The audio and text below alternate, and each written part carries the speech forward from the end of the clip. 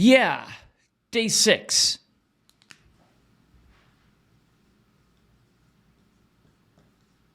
We're getting close. There's still a lot of days though. Okay, so there's a lot of content, so I can kind of slow down a little bit or speed up.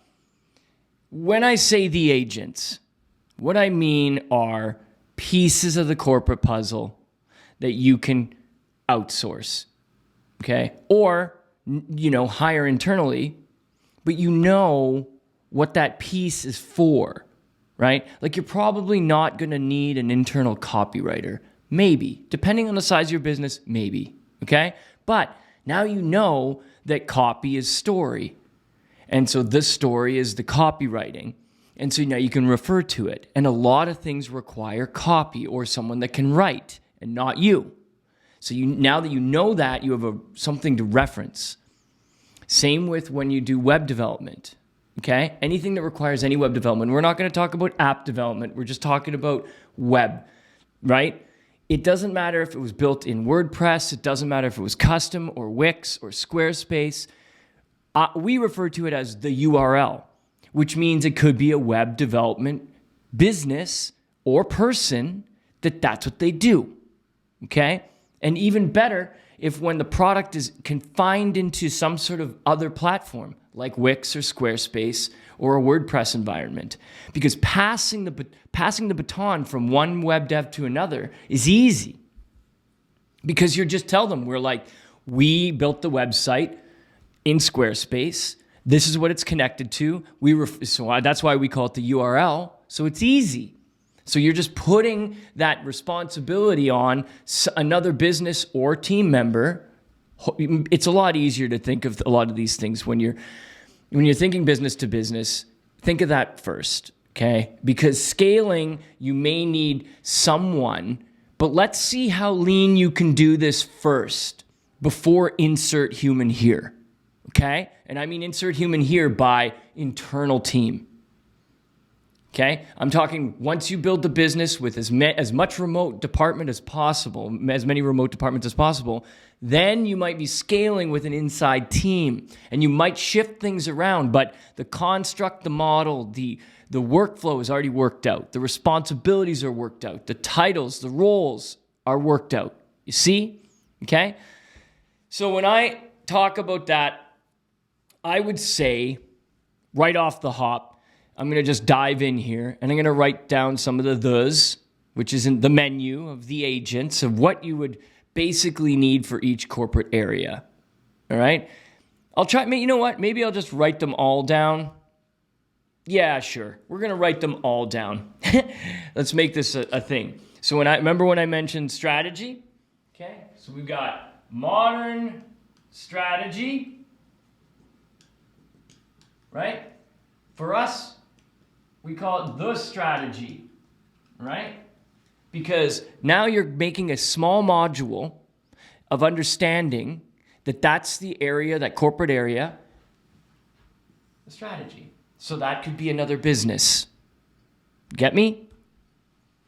Some of these they get a little bigger, but let's go with modern marketing. And I've recorded this years ago, but I'm doing this again because we've got days. Right? And so in modern marketing, there's a lot. Let's say, I'm just going to go over this here. So the story, the design, the URL, the email, the socials, the search, the ads.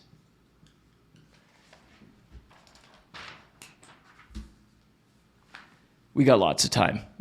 Different days, micro podcasts, right? So why I'm telling you why I'm explaining it this way is because if you understand the difference between operations and operational marketing, and you understand the difference between strategy and, marketing strategy, like strategy is the whole strategy and marketing strategy is just the marketing strategy, then you can kind of get a better handle on where these responsibilities are as a business owner. Unfortunately, the SaaS marketing, I always say it makes it so easy, but it's not, because there's so many responsibilities and you have to know how business works. Okay? So this is watch me do this as quick as I can. Copywriter, designer, like a web designer or graphic designer. The URL, web dev, right? The email, someone helping you with your email campaign, whatever platform that might be, and there's a few, that's your email. Maybe it's connected to the URL in some sort of form. Got it? Okay? The socials, all the social platforms, you name it, that's what that is. Someone manages it for you. The search, that's your SEM, your SEO. Okay? Google. The Google it should be called, right? And then the ads. Well, that's on your credit card, your spend in each one of the social platforms or Google Ads, etc., right? So your ads. There are companies out there, and I could recommend the one that we use all the time because it's awesome. But see, all the companies we use over here are awesome. Are you kidding me? I vetted them. And I only like working with amazing businesses. So take that, everybody else. Anyway, that's how you would break it down. That's only one corporate area. But now that you know that could be those could be all different businesses or all different people. Or you can start to find businesses that do more than one thing for you, but at least you know what you're paying for. And if you know what you're paying for, then it gets a lot easier to plan, budget, and you don't feel like you're getting ripped off. You know what you're paying for, right? And you're also maybe even learning. Because there are the little bit of learn that you're going to get from building the business in pieces like this is a lot. Because I think a lot of people just go marketing and they think, oh, marketing. I'm like, hold on a second here. I just broke down all the pieces you would need for modern marketing. Okay?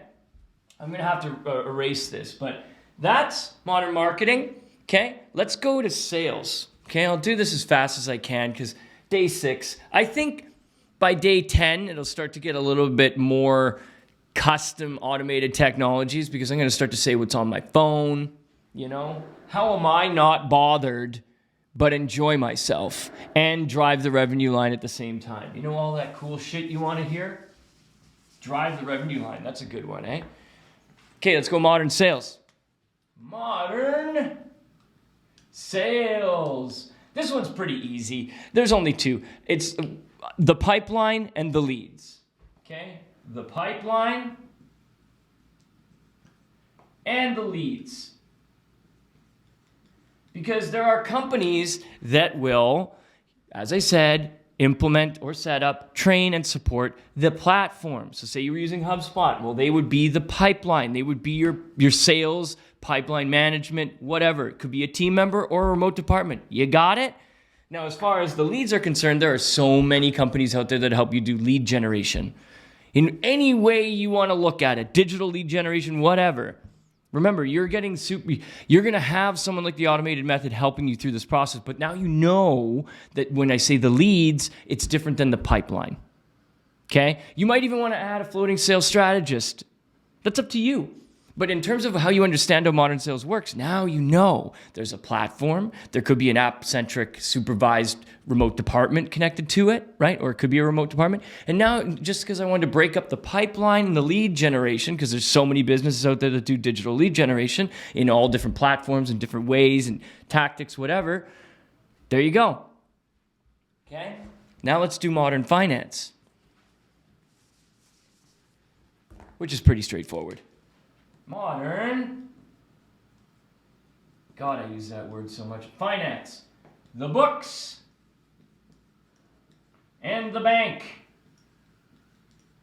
which is how I just made it easier for people to understand remote cloud bookkeeping, remote cloud accountant, done, okay? Because if we're using Xero over here, when you go into Xero, we could just add advisors. So we add an advisor that's an accountant, an advisor that's the bookkeeping service. Done. Okay? Now, there might be Substacks in there that aren't just Xero, right? Like there's a whole bunch of other apps that connect to Xero, but they are in charge of helping you make those decisions as well. So like making it easier for you is making it easier for them, is making it easier for them, is making it easier for you. You see? So that's why I endorse Xero, because I think it's the best for Substacks, and they play the best with everybody else. QuickBooks Online has just pissed me off too many times. QuickBooks in general, Intuit's pissed me off too many times. That's why I stray away from it if I don't. But if it's your industry and it works, we're gonna say yes, just to get the key, just to keep the traction momentum going. We're not gonna force you into Xero if it's that hard to do, right? Anyway, you see? Bookkeeper, accountant. And you can keep them separate because they could be two separate firms or the same firm. It's up to you. Or maybe you have an accountant that you've had forever and you don't want to change. Well, you're okay with changing your bookkeeping service to a remote department, but not your accountant. Done. Okay? Done. Now, I can keep going. I might as well. Because we might as well break them all down into these little bubbles called remote departments or the agents, whatever you want to call. So we got modern HR, the humans, right? Easy. Well, you got a platform that controls your human resources, your HR. Then maybe you have a company that's managing that remotely. Well, then you just make them the advisor or the administrator of that platform for HR. Done. Okay? That's why it's modern, because it's app-centric. The agency or the agent or the remote department is app-centric with the platform that you choose for HR, okay? The same thing goes for modern legal, okay? So here's another potential remote department, modern legal.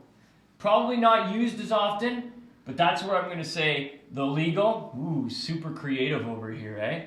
And I'm going to tell you, remember, I want you to find a modern lawyer. We can recommend a few that are using Clio because it makes it easier for you.